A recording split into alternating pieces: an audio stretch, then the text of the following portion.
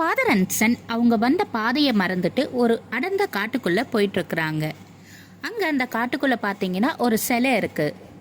அந்த சிலை பார்த்தீங்கன்னா ரொம்பவே அழகாக இருக்கான். அந்த பையன் ஆரஞ்சு ஜூஸ் வச்சுட்டு விளையாடிட்டே அந்த சிலை பக்கத்தில் போயிட்டு நிற்கிறான். அந்த பாட்டிலை அவன் தூக்கி போடுறான். அந்த மூடி கீழே விழுந்துட்டு அந்த ஜூஸ் அந்த சிலை மேலே ஊற்றிக்குது. ஜூஸ் அந்த சிலை மேலே பட்டவுடன் அந்த சிலை கொஞ்சம் கொஞ்சமாக மாறிக்கிட்டே வருது. திடீர்னு அந்த சிலையில ஒரு கிராக் மாதிரி விழுது. அதுக்கப்புறம் பார்த்தீங்கன்னா அதுலேருந்து ஒரு பொண்ணு வெளியே வரா.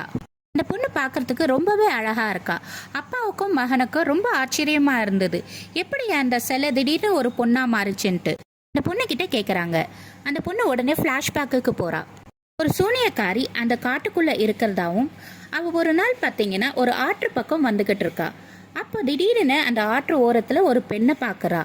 அந்த பெண்ணு ரொம்பவே அழகா இருக்கிறா. இவ ஒரு மரத்து பின்னாடி இருந்து ஒளிஞ்சிக்கிட்டு பார்த்துக்கிட்டு இருக்கிறா. இவளை விட அந்த பொண்ணு அழகா இருக்கவே அந்த பொண்ணு மேல பொறாமப்பட்டு அவ ஒரு பொண்ணு உருவமா மாறிட்டு அந்த சூனியக்காரி அந்த பொண்ணு மேல ஒரு கோலை எடுத்து தாக்குறா. உடனே அந்த பொண்ணு கொஞ்சம் கொஞ்சமா சிலையா மாறிட்டா. இதுதான் நடந்ததுன்ட்டு அவங்க அப்பா கிட்ட அவன் சொல்றான்.